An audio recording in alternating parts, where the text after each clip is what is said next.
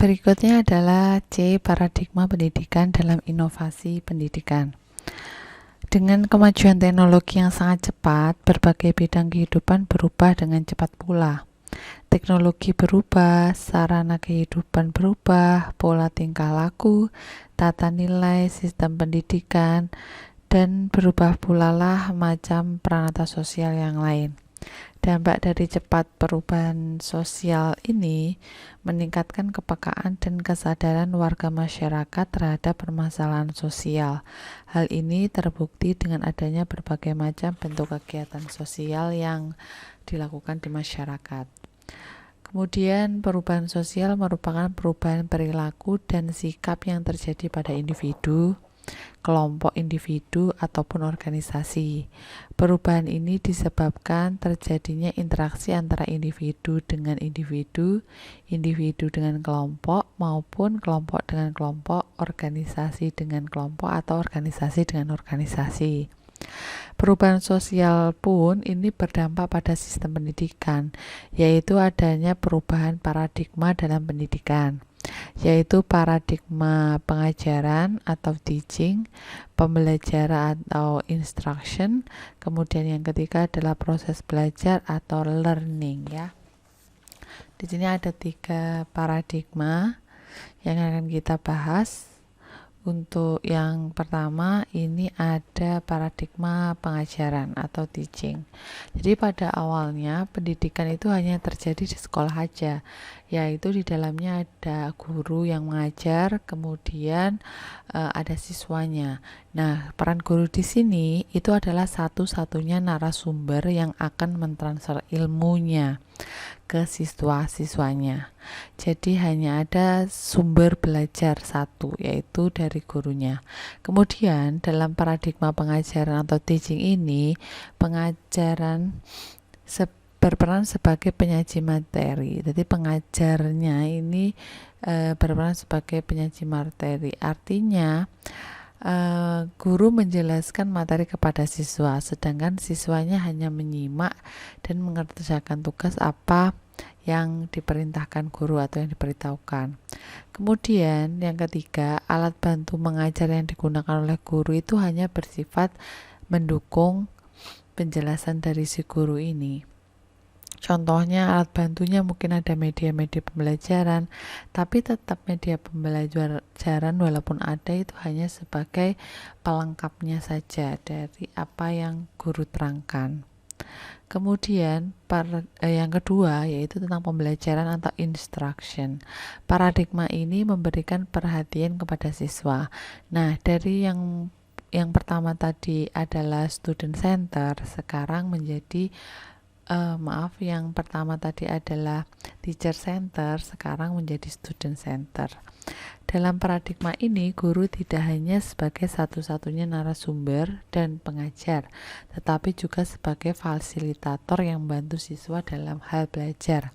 Jadi, di sini guru bukan satu-satunya sumber belajar, melainkan guru di sini lebih berperan sebagai fasilitator.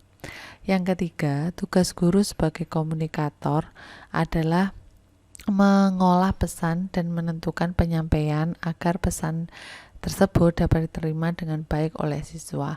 Selain menjadi fasilitator di sini, peran guru juga sebagai komunikator, artinya mengolah pesan. Pesan di sini bukan pesan dari satu orang ke orang lain, melainkan juga pesan yang ada dalam buku atau dalam media pembelajaran. Nah, di situ kan mengandung pesan-pesan yang nanti akan ditangkap oleh siswa. Nah, guru ini sebagai komunikatornya. Jadi kalau ada beberapa istilah yang mungkin butuh bantuan dari guru, nah guru ini tugasnya.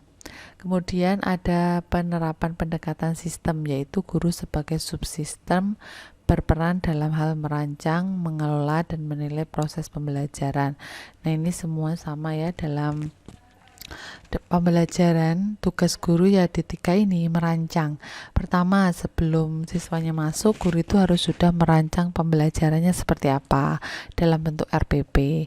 Kemudian mengelola. Kalau sudah kita buat RPP, baru itu dilaksanakan. Nah, dilaksanakan itu mengelola kelas. Jadi bagaimana proses pembelajaran itu bisa terjadi. Nah, kalau sudah, kemudian adalah tugasnya mengevaluasi atau melakukan proses penilaian. Kemudian, media yang digunakan ini sebagai sumber belajar dan guru sebagai fasilitator. Media pembelajaran nanti akan lebih mendalam, akan ada mata kuliahnya sendiri ya tentang media pembelajaran, tapi saya ambil contohnya media pembelajaran itu juga termasuk dari buku, modul, itu yang cetak. Terus yang non cetak itu bisa berupa multimedia atau program-program pembelajaran dalam bentuk komputer atau online ya. Kemudian yang ketiga adalah proses belajar atau learning. Pada paradigma yang ketiga ini, paradigma ini menggali lebih dalam lagi seluruh aspek belajar, tidak hanya proses belajar yang berada dalam lingkungan pendidikan formal, tapi juga di lembaga non-formal. Ada formal, non-formal, informal. Saya rasa Anda semua sudah mempelajarinya di semester sebelumnya ya. Kemudian ada perkembangan pendidikan semakin maju pada abad ke-21 yang merupakan abad kemajuan ilmu pengetahuan dan juga teknologi. Kemajuan teknologi salah satunya adalah teknologi komunikasi yang menunjang proses belajar tanpa batas seperti pembelajaran mandiri, mau melalui internet. Belajar mandiri merupakan inti dari proses pembelajaran masa depan yang cepat, intensif ya ini, dan serba up to date.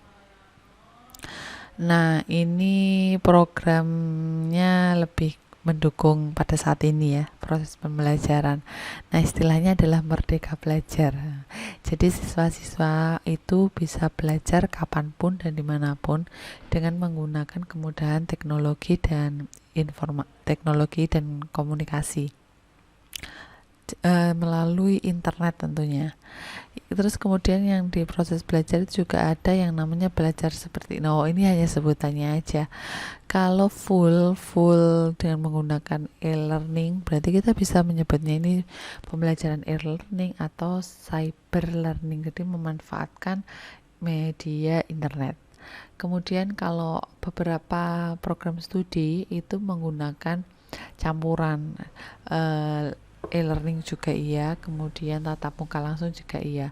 Mungkin ini untuk beberapa mata pelajaran atau mata kuliah yang menggunakan praktikum. Kalau praktikum kan jelas praktek langsung itu akan lebih terampil daripada hanya menggunakan aplikasi. Nah, ini biasanya ada mix. Nah, ini biasa kita sebut sebagai blended learning. Nah, baiklah mahasiswaku semuanya, ini sudah selesai materi kita yang saya ajarkan di 2 video sebelumnya. Nah, ini ada tugas. Yang pertama, silahkan Anda mengerjakan pada selembar kertas. Boleh Anda ketik.